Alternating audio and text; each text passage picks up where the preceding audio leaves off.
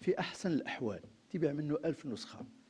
أنا نشرت كتاب في شهر فبراير، واتصل بي الناشر قبل شهر تيقول لي أنا عندي واحد الخبر مهم نقول لك، راه الطبعة الأولى من الكتاب ديالك نفدات في 6 شهور كاملة. قلت له الله يجازيك بخير، كان يمكن تفرحني لو كان ما كنتش عارف بأن الطبعة الأولى هي 1000 نسخة. 1000 نسخة هذا هو. احنا بلاد فيها أقل من 100 قاعة السينما، تنتجوا أقل من 15 فيلم طويل في السنة. عندنا إنتاج مسرحي ما تيفوتش 15 العرض مسرحي في السنة. والكتاب أنا قلت لكم الكتب الأكثر انتشارا ما كتوصلش تبيع 1000 في السنة. فإذا من الناحية الكمية حنا هذا الجدار اللي ممكن نحتميو به وننتجوا به نخب جيدة ما عندناش.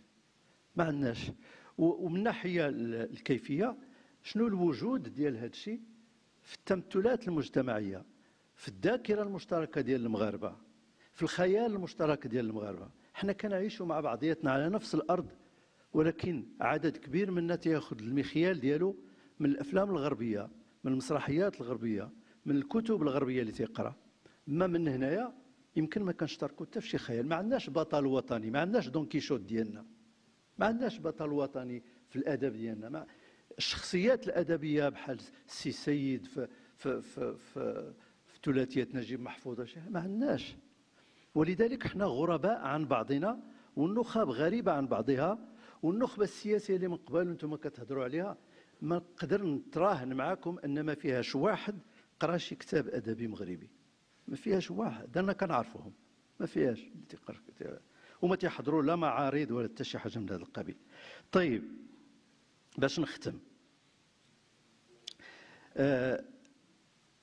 السؤال اللي هو مؤرق فعلا، كيفاش نتجاوزوا هاد الازمه اللي عندنا ما بين المجتمع والنخبه ديالنا. ما يمكنناش ما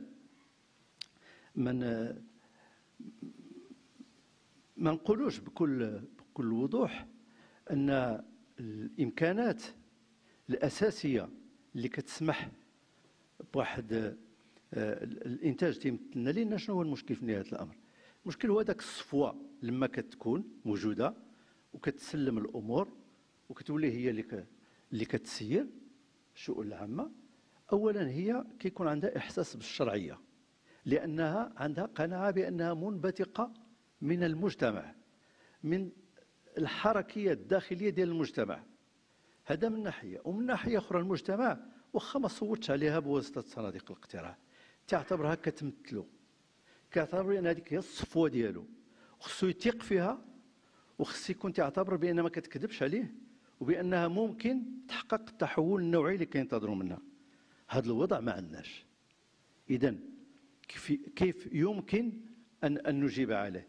بزاف ديال التحليلات تقدمت اليوم كتشير لبعض الثغرات سمعناها عند الاقتصاديين وسمعناها كذلك عند الاساتذه ديال علوم السياسه والاجتماع والتاريخ. كتشير لهذه الثغرات، وكانت تنظن بان بدون الاصلاحات الاقتصاديه اللي تيذكروها الاخوان اللي هما تيشتغلوا في المجال الاقتصادي واللي ذكرها السي نور الدين العوفي اليوم صباحا، بدونها ما يمكنش نعملوا واحد الحد ادنى من التلقائيه في المجتمع اللي غادي تنتج لنا هذه النخب الجديده. بدون واحد التحول ثقافي نوعي ما يمكنناش، غادي نبقاو كندوروا في حلقه مفرغه، لان دائما غادي ننتجوا واحد النخبه غريبه عن المجتمع وما عندها علاقه به. وبدون الاصلاحات السياسيه الاساسيه، راه الاسئله اللي طرح الاخ العربي الجايدي ما فيها بس نقول بانها يوميا كاينه في الاعلام. هذه الحكايه ديال التدخل في الاحزاب وعدم استقلاليه الاحزاب، واش الخطا الاحزاب واش الخطا ديال الدوله، هادشي كله يمكننا نبقاو كنتكلموا فيه سنوات وسنوات بدون اي تقدم. لان شنو هو العنصر الاساسي في هذه المساله؟ هو واش غادي نعملوا الاصلاح السياسي العميق والحاسم ولا ما غادي نعملوهش؟ الا حنا عملناه هذه الاسئله غادي تذوب من تلقاء نفسها، لان غادي تكون الحلول الاساسيه تصاوبات. داك الساعه حتى الا ما كاين هذا التدخل في الاحزاب هذه اصبح من قبيل تحصيل الحاصل. احنا كنشوفوا بين السنوات الاخيره كانت مجال التخبط بين شنو اللي احيانا كيجي واحد العارض سياسي. انا كنعتبر الحركه الاسلاميه عارض سياسي، ما كنعتبرش بان يوم القيامه هذا الحركه السياسيه يمكن كاع تسيطر وتهدى وتكون في اشد التطرف ديالها، ولكن هذه تنتهي. هذا عارض سياسي باش يولي هو المحدد ديال كل السياسات الداخليه اللي كنعملوا في مجال الاحزاب، في مجال اصلاح القوانين، في مجال الاصلاح الدستوري، في مجال ترتيب العلاقه بين الفاعلين السياسيين، باش يولي هذا هو المحدد الاساسي. تنظن بان هذا تيسجن البلاد في واحد لا اصلاح. لان الاشكاليه الاساسيه اليوم اللي خصنا نعرفوا هو انه بدون هذا الاصلاح السياسي العميق والحاسم، بدون الاصلاحات الاقتصاديه، وبدون بناء واحد الجسم ثقافي قوي في المغرب، احنا ما يمكنناش نحلوا الاشكاليه ديال علاقه الثقه والمصداقيه بين النخبه والمجتمع. شكرا لكم.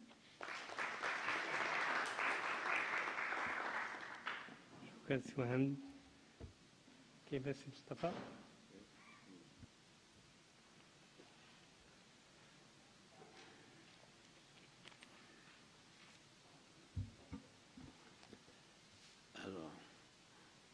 Je voudrais d'abord remercier la Fondation Sibou Bekir Kaderi pour cette invitation et remercier Khalid, mon ami.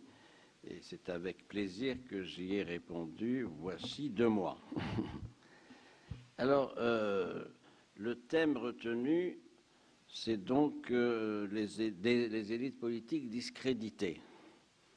Point d'interrogation. C'est un postulat, ou en tout cas une hypothèse de travail. Ça montre aussi qu'il n'y a pas d'exceptionnalisme marocain, puisque cette problématique se retrouve dans la majorité des pays, en France, en Europe, partout, même aux États-Unis, avec Trump, etc. Donc c'est quand même intéressant à relever.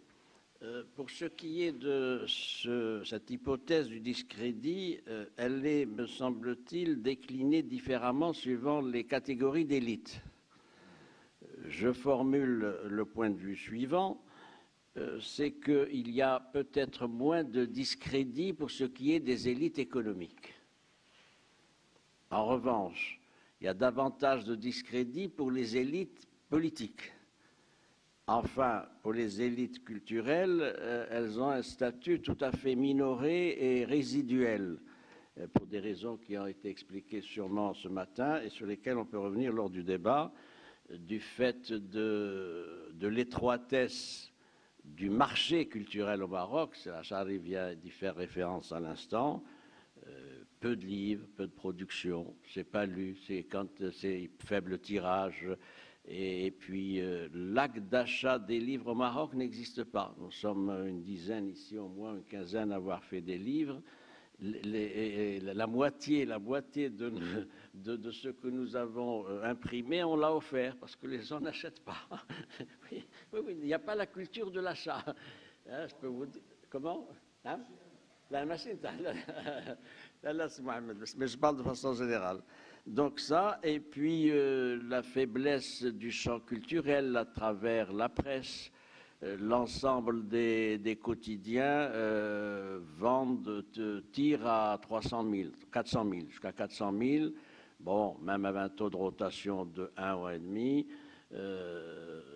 c'est pas beaucoup. C'est pas beaucoup sur une population de 35 millions d'habitants, une population majeure d'à peu près la moitié. Nous avons un très faible taux de pénétration de journaux. En revanche, nous sommes pratiquement bien placés en pole position pour ce qui est des réseaux sociaux. Nous sommes à 18 ou 19 millions d'internautes. Et donc, il y a un phénomène intéressant, c'est que l'information et ce qui pourrait être assimilé à de la culture ou à une pseudo-culture est dans les réseaux sociaux. Et ce qui explique le statut marginal et marginalisé des hommes de culture, lesquels hommes de culture n'interviennent pas évidemment dans le champ des réseaux sociaux. Ça a aussi un inconvénient, c'est cette structure du champ culturel et médiatique a des conséquences parce qu'il y a une fragmentation des pensées, des réactions. Et là, il y a une difficulté à mettre sur pied un esprit collectif. Vous savez, des élites ont besoin, qu'on le veuille ou non, de se retrouver sur un ou des projets collectifs avec des variantes, etc. Chacun devant son PC ou son smartphone fait son monde, construit son monde, intervient, réagit, etc. Et la multiplication de ces opérateurs, c'est des millions, ne conduit pas à une somme, ne permet pas d'agréger des demandes. Alors il y a de l'instantanéité, il y a de la réactivité, il y a de l'émotion, etc. Mais tout ça, me semble-t-il, ne fabrique pas une intelligence collective. C'est ça que je voulais dire, c'est-à-dire un esprit collectif, c'est chacun pour soi. Je voudrais aussi relever, après ces observations de départ, attaquer donc directement l'hypothèse que vous avez retenue, celle du discrédit. Alors, par étapes, ce discrédit se vérifie au niveau d'abord de la participation électorale. Nous travaillons d'abord sur des données quantitatives. Ce que nous livre le marché, matière brute, c'est la participation électorale. Aux élections du 7 octobre 2016, ce taux était de 43% environ. Donc là, ça pose déjà un premier problème de coupure entre le monde électoral et la société. Il y a, suivant une enquête qui avait été faite par le HCP en 2014, mais qui garde sa pertinence, il y a à peu près 22 à 23 millions de Marocains en âge de voter, qui ont plus de 18 ans, sur 33, 34 à l'époque. Bien, sur ces 22, 23 millions de Marocains en âge de voter, comment s'insère ce paquet dans le jeu démocratique et donc dans le jeu électoral? Aux élections toujours 2016, qui sont les plus actuelles, on a eu 15,7 millions d'inscrits. Donc déjà une déperdition de 6 à 7 millions de citoyens en âge potentiel de voter qui ne se sont pas inscrits. Sur ces 15,7 millions d'électeurs inscrits, combien ont voté? À peu près 6,5 millions et demi sur 15,7 millions d'électeurs inscrits. Et sur ces 6,5 millions d'électeurs inscrits, il y a 800 000 bulletins blancs ou nuls. C'est quand même intéressant. C'est-à-dire qu'il y a une gradation dans l'engagement civique. Première catégorie, on est en âge de voter, on ne s'inscrit pas, on ne rentre pas dans votre système. Ça ne nous intéresse pas, pour diverses raisons. 2, il y a ceux qui s'inscrivent, donc qui accomplissent un devoir civique présenté dans la Constitution comme un devoir, mais qui n'est pas sanctionné. Mais c'est un devoir, on insiste beaucoup sur ça, etc. Alors, sur ces 15 millions et demi à peu près d'électeurs inscrits, il n'y a que 6,5 qui sont allés voter. C'est-à-dire qu'il y en a 8 à 9 qui sont restés à la maison, c'est-à-dire à la pêche, ou qui sont allés jouer au foot, ou se balader, etc. C'est-à-dire on s'inscrit, on fait notre devoir civique, mais on ne cautionne pas le processus électoral que vous avez mis sur pied qui doit conduire à désigner des représentants.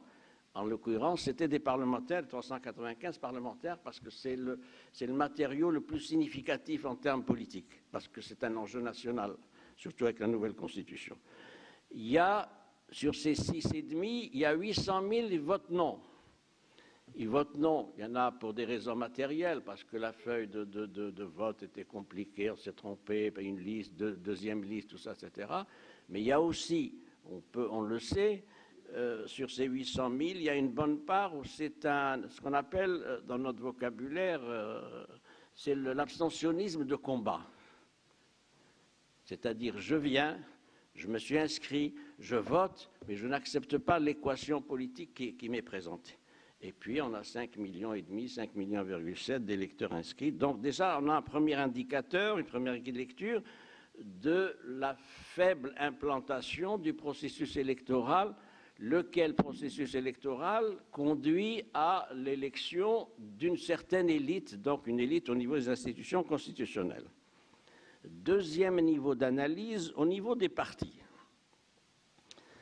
Les partis ont une fonction essentielle, j'y reviens pas, c'est l'encadrement des citoyens, leur formation, et c'est aussi une structure de sélection des élites qui peuvent donc participer à la gestion, à la direction des affaires publiques. C'est toute la chaîne. En principe, voter, c'est important, et c'est encore plus important avec la nouvelle Constitution. Pourquoi ? Parce que c'est un vote à effet multiple. On vote pour un candidat, on vote pour un parti, on vote en même temps pour un chef de parti, et on vote enfin avec l'idée que si ce vote est majoritaire, c'est tel chef de parti ou quelqu'un de ce parti qui sera chef du gouvernement, sur la base de l'article 47 de la Constitution. C'est pour ça que c'est un enjeu important. C'est-à-dire voter, ce n'est pas simplement désigner Haj Moussa, Moussa Haj, Saleh ou Mohamedia. On vote parce que chacun, il a en tête, même en pointillé, l'idée que c'est un vote qui va se démultiplier. Et pourtant, ça n'entraîne pas l'adhésion. Donc, pourquoi les partis ont cette difficulté donc à s'ouvrir davantage? Vous savez, d'abord, il faut s'intéresser aux partis. Il y a combien de militants encartés dans les partis?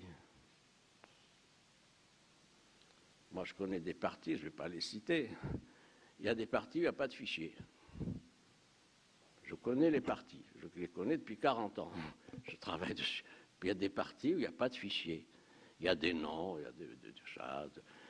Akhimisset, Ken Haj Mohamed, l'autre machin, ceci. C'est une carte d'ailleurs qui est dans la mémoire. Je peux vous citer un chef d'un parti que vous connaissez sûrement qui a une véritable carte en mémoire. Vous lui dites Ouarzazet, ah, Flen, parce qu'il a mémorisé. Vous lui dites machin, Tiznit, il connaît parce que c'est un réseau, et donc ça fonctionne comme ça. Il n'y a pas de fichier. Et comme il n'y a pas de fichier, il n'y a pas de gestion des partis. Et on ne sait pas qui, il n'y a pas de cotisation. Quel est le parti où l'on paye régulièrement ses cotisations? Je vous pose la question et vous avez la réponse. Ensuite, il y a le problème, il y a des problèmes qui minent la crédibilité et l'attractivité des partis pour les citoyens. Le clientélisme, évidemment, le clanisme, le népotisme. Vous connaissez tous comme moi des partis où il y a un phénomène de cour. Il y a des phénomènes de cour autour de tel ou tel leader, et oui, de cour avec ce que j'appelle la petite allégeance. Et ça fonctionne comme ça, sur des bases complexes, tout ça. Donc ça fonctionne aussi comme ça. Mais c'est aussi probablement parce qu'on a intériorisé un modèle de référence que vous connaissez. Donc c'est toute la chaîne féodale ou semi-féodale ou d'allégeance qui se retrouve dans ce système de partis. Il y a aussi du népotisme, il y a des choses invraisemblables. Des choses invraisemblables, où on a vu le mari venir main dans la main avec sa femme au Parlement. On a vu alors une autre difficulté, c'est le problème de la transgression d'un texte qui pourtant était bon. Je parle de la liste des femmes et la liste des jeunes. C'est une avancée parce que ça permettait, dans l'esprit du législateur et du constituant, d'avoir donc un quota pour les jeunes et un quota pour les femmes, 60 pour les femmes et 30 pour les jeunes. Qu'est-ce qui s'est passé? L'application de cette bonne disposition que l'on ne peut qu'approuver a conduit à une perversion du système, c'est-à-dire que ça a été un accélérateur de cooptation. Et si vous pointez attentivement, et dans le précédent Parlement et dans celui-ci, les filières de recrutement des femmes, vous allez avoir des surprises parce que c'est la nièce, c'est la cousine, c'est ceci, pour ne pas parler du reste, c'est le fils. Il y en a un qui a amené sa fille, elle avait 21 ans, il l'a fait rentrer de France, il l'a mise députée sur la liste des femmes. C'est quand même invraisemblable. Bon. Donc ça fonctionne comme ça. C'est-à-dire même quand le dispositif est un dispositif opératoire, attractif, qui peut consolider une avancée, dans la pratique, du fait des partis politiques, il y a une déviation et donc c'est un modèle contre-productif. Si bien qu'il n'y a pas dans les partis des phénomènes d'ouverture, vous le savez comme moi, Et puis, il y a aussi le fait qu'il y a peu de place accordée à la société civile. Normalement, le système de partis est ce qu'il est. Il est nourri et alimenté par les élites de la société civile qui peuvent se retrouver à un titre ou à un autre dans le champ politique, parce que le militantisme associatif peut conduire naturellement à l'adhésion à un parti, en tout cas au soutien à un parti. Ça n'est pas le cas. Et bien au contraire, les partis sont extrêmement réservés et rétifs à l'égard de la société civile, mais c'est peut-être un peu plus complexe que cela. Il y a aussi une autre interrogation, c'est cette élite politique, quelle est la fonction qui lui est assignée aujourd'hui? Il y a eu des changements. La fonction qui lui est assignée, c'est une fonction surtout managériale. Surtout managériale, et ça tient donc à un certain nombre de considérations. Je formule l'idée que pour le centre du pouvoir, pour l'État, pour reprendre la terminologie neutre de Sir Arabi, mais quand on dit État, c'est une personne morale, Sir Arabi, c'est une abstraction. Donc il faut aller plus loin. C'est où les centres de décision, là c'est déjà plus précis, où c'est le Marzen, où c'est le Méchoir, mais donc il faut aller plus loin, il faut oser. Donc, alors ça fonctionne comme ça. J'ai le sentiment, moi, que tout se passe comme si des centres de décision, j'emploie le pluriel, vous voyez, je suis prudent, considéraient que la politique était de leur domaine et de leurs compétences, et peut-être de leur seule compétence. Je schématise, je traduis à ma façon, c'est une manière de dire, la politique, c'est nous. Vous servez quand on vous dira de servir dans tel ou tel créneau, dans tel ou tel... Mais la politique, c'est nous, et c'est nous qui savons faire de la politique. Alors, ça a conduit un certain nombre de difficultés. C'est comme ça que c'est sur la base de ces considérations-là que l'élite est traitée d'une certaine manière. L'élite n'a pas pour propension ni pour vocation à intégrer pleinement le champ politique à part entière, à se considérer comme porteuse de légitimité, de ce point de vue-là. L'élite n'a qu'une sorte de délégation conjoncturelle, variable, suivant les circonstances. On a besoin de vous, etc. On n'a plus besoin de vous, vous sortez du sang et c'est un autre, etc. Donc il y a là une gestion intéressante pour ce qui est du management de l'élite par les centres de décision. Et il y a du savoir-faire technique qui n'est pas de même nature que le savoir-faire du précédent règne. On pourra y venir lors du débat. Mais ce savoir-faire technique pose des problèmes d'efficience politique. Je ne suis pas sûr que cette manière de faire conduise à une efficience politique optimale, et je vais m'en expliquer. Il y a aussi un autre élément qui pénalise l'attractivité des partis et donc la possibilité de mobiliser des élites, c'est la difficulté à différencier des programmes. Qui est pour qui est pour pourquoi? Je soutiens, si je peux me tromper, je soutiens que depuis 1998, depuis le cabinet d'alternance, il y a eu une dilution des programmes des uns et des autres dans le programme du cabinet d'alternance, et que depuis 1998 jusqu'à maintenant, nous n'avons qu'un tronc commun où tout le monde est d'accord, étant entendu, parce que je prévois l'objection, étant entendu qu'il y a eu des phases et des priorités qui ont chargé. Mais, semble-t-il, il y a un accord sur un certain nombre de réformes qui est contre la promotion de l'habitat, la réforme du système éducatif, la lutte contre la corruption, la scolarisation, etc. Nous sommes tous d'accord, etc. Donc, mais ça n'a été arrêté et acté qu'en 1998. Pour moi, c'est la séquence qui marque l'adhésion à un tronc commun, étant entendu qu'il y a des variations suivant les conjonctures et suivant les législatures.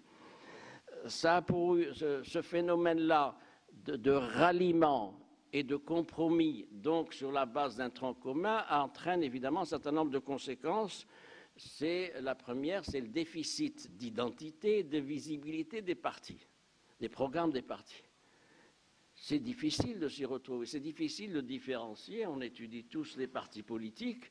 Vous avez vu les programmes de 2016, franchement, ils étaient interchangeables. Sauf pour le PJD, c'est un autre cas girondin, mais pour le reste, franchement. Est-ce qu'il y a de grandes différences entre le programme du mouvement populaire, le programme de l'UC, le programme du RNI, le programme du PAM, etc. Bon, tout le monde se retrouve. Et plus personne ne peut avoir... ils sont tous dans le courant social-démocrate avec les réformes qu'il faut. Les uns se présentant comme étant davantage défenseurs du bloc de modernité. Je pense au PAM, je pense au PPS, je pense à l'USFP. D'autres se ralliant, s'accrochant à ce wagon de la social-démocratie. Donc ça, c'est un gros problème. Et pourtant l'offre partisane, elle s'articule autour de 34 partis. C'est-à-dire qu'on pourrait penser que l'élargissement de l'offre partisane avec 34 partis permettrait d'intéresser davantage d'électeurs et donc d'entraîner davantage d'adhésion des citoyens à ces rangs, puisque c'est à la carte. On a 34 partis, donc il y a ceux qui choisissent ceci, cela. Eh bien, ce n'est pas le cas. C'est-à-dire que c'est un phénomène paradoxal où l'élargissement de l'offre partisane ne conduit pas à une remobilisation de l'électorat. Bien au contraire, ça a même des effets négatifs parce que le sentiment, c'est tous les mêmes. Ils sont tous les mêmes, c'est la même chose. Donc ça, c'est un premier point. Le deuxième point aussi qui pénalise l'attractivité de l'offre partisane, c'est que de 1998 à 2016, il y a des partis qui sont comptables, qui ont été comptables du bilan. De 1998 à 2011, on a eu 4 partis. L'USFP, le RNI, le MP et l'Istiqlal. Eh oui, c'est des partis qui sont comptables d'un bilan. Donc, il y a eu 3-4 gouvernements de 1998 à 2011. Et donc, les électeurs n'ont pas peut-être eu toutes les assurances que les promesses qui avaient été faites en 1998, en 2002, en 2007 ont été tenues. Il y a un phénomène d'interrogation quant à la capacité de ces partis-là à tenir les promesses qu'ils avaient renouvelées lors des différents scrutins. S'y est ajouté ensuite de 2011 à 2013 l'USFP est sorti dans l'opposition et l'Istiqlal est sorti en juillet 2013, mais au total, pour les lecteurs de base, le citoyen, tous ces partis sont globalement responsables du bilan des politiques publiques. Et ce bilan est considéré comme sujet à caution par les électeurs, d'où d'ailleurs la faible mobilisation. J'y ajoute un autre point maintenant, c'est sur le problème, c'est là que vous m'attendez, c'est le problème des élites et du nouveau règne. C'est un sujet complexe parce qu'il faut essayer de, en me trompant, il faut essayer de voir quel est l'état d'esprit qu'il y a eu au début du nouveau règne. Cet état d'esprit nous interpelle quant au rapport du nouveau règne à la politique. Je formule l'hypothèse, vous voyez que je m'en tiens qu'aux hypothèses. Je formule l'hypothèse que le nouveau règne avait beaucoup de prévention et de réserve à l'égard du système partisan tel qu'il était et du jeu politique tel qu'il était pratiqué. Pourquoi? Parce que le prince héritier, Sidi Mohamed, a eu longtemps le loisir de voir, donc aux côtés de Sa Majesté Hassan II, comment fonctionnait ce système politique. Et ce mode de fonctionnement, je ne peux pas le prouver, il ne l'a pas dit, mais je brode si vous voulez. Ce mode de fonctionnement n'avait pas son agrément. Son agrément parce qu'il a vu un système qui fonctionnait sur un mode transactionnel, avec des quotas négociés dans les salons, des financements occultes. Eh oui, Et oui, des financements occultes, et en même temps un discours politique contestant l'intervention de l'administration, la dénaturation de la volonté des électeurs. C'est des choses qu'il a pu voir de près, puisque intramuros. Deuxième point, il est arrivé avec cet état d'esprit aussi générationnel. Il relève d'une génération, en 1999, il avait 36 ans, c'est une autre génération que la génération post-indépendance, celle des années 80-90, qui avait accompagné à un titre ou à un autre le règne de son père. Troisième point, il était conscient sans doute qu'il fallait qu'il refonde et qu'il rebâtisse un nouveau système de parti avec un autre personnel et une autre articulation. D'où très vite l'intérêt particulier qu'il a accordé à la société civile et à l'intérieur de cette société civile un groupe d'ex-gauchistes. Il faut en parler. Je m'excuse, mais il faut que les choses soient dites. Ce qui m'a toujours frappé, c'est dans l'esprit du souverain, c'est le surdimensionnement qu'il accordait à la société civile. Parce qu'il considérait que cette société civile et le mouvement associatif étaient, semble-t-il, une forme supérieure de militantisme politique. Forme supérieure et plus authentique que par rapport aux militants des partis, tout ça, etc. C'est le premier point. Et dans ce schéma-là, il y avait une place particulière qui a été faite à un groupe d'anciens gauchistes parce que ils étaient considérés comme porteurs de valeurs et de combats sous le précédent règne, de valeurs, et donc c'était là l'expression la plus militante du mouvement associatif qui avait la priorité à leurs yeux. Et ce phénomène-là, pour moi, c'est un marqueur du nouveau règne, il est structurant. Ça se vérifie d'ailleurs dans le fait que, je vais y venir, dès 2002, il était dans ce schéma-là, et c'est sur la base de cet état d'esprit qu'en octobre 2002, il n'a pas renouvelé le mandat d'Abdelrahman Yousfi, qui s'attendait à être reconduit, alors que l'USFP était arrivé en premier avec 51 sièges, l'Istiqlal avait 48, donc, comme l'avait dit le bureau politique de l'USFP à l'époque, la méthodologie démocratique n'a pas été respectée. Mais ce n'était pas acquis, c'est-à-dire, c'est bon, mais le roi ne voulait pas se lier par une équation, être lié par une équation politique, une formule gouvernementale, qui n'était pas la sienne, qu'il avait hérité du cabinet d'alternance de mars 98 et qui était donc éligible au précédent règne. Et c'est pour ça que 2002, donc, il a opté pour une formule technocratique, c'est intéressant, c'est-à-dire un homme d'affaires technocrate, c'est-à-dire Sidri Souto, de 2002 à 2007. Donc, nous avons là, à partir de 2002, l'expression d'une nouvelle approche de la politique et de la place réservée aux partis politiques traditionnels. Je crois que c'est une date importante, 2002, dans la compréhension de notre vie politique. Et sur la base de ça, ensuite, il y a eu une réflexion nationale menée par des associations, etc., sur le rapport du cinquantenaire, 2005. C'est une réflexion nationale avec beaucoup de membres du tissu associatif. Il y avait peu de membres du parti. Et une réflexion pour dire, tirons les bilans du cinquantenaire depuis l'indépendance et essayons de mettre en relief un certain nombre de lignes de force d'un nouveau pacte social, en tout cas d'un nouveau projet de règne, correspondant aux attentes des Marocains et correspondant à ce que veut ou ce que voudrait le roi.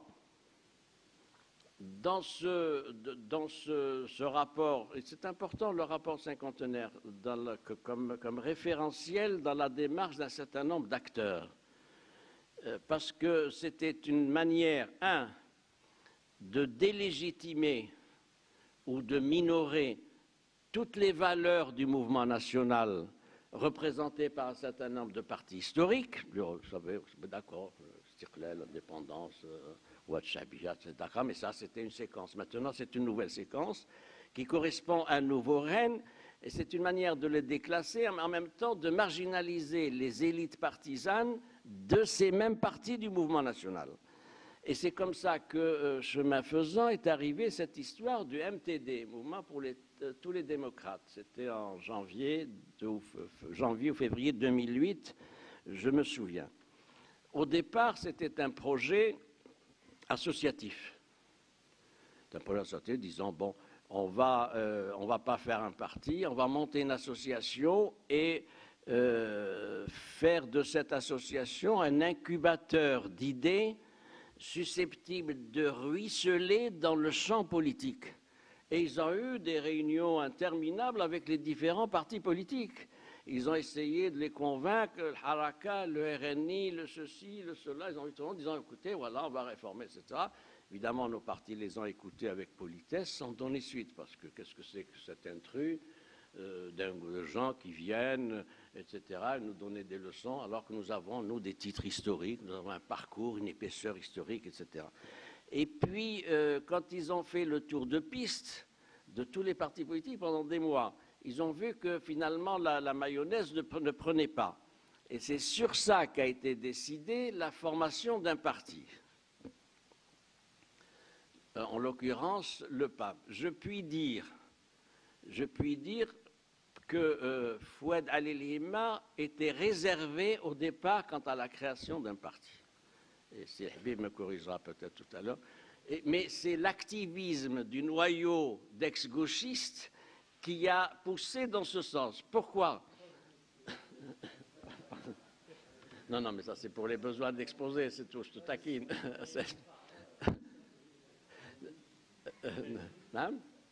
Le temps. On n'allait pas me censurer à la fondation pour le Kadiri, c'est pas possible. Le régisseur, il est là, non. Donc, c'est quand même. Pourquoi? Non, c'est un point important. Pourquoi les ex-gauchistes ont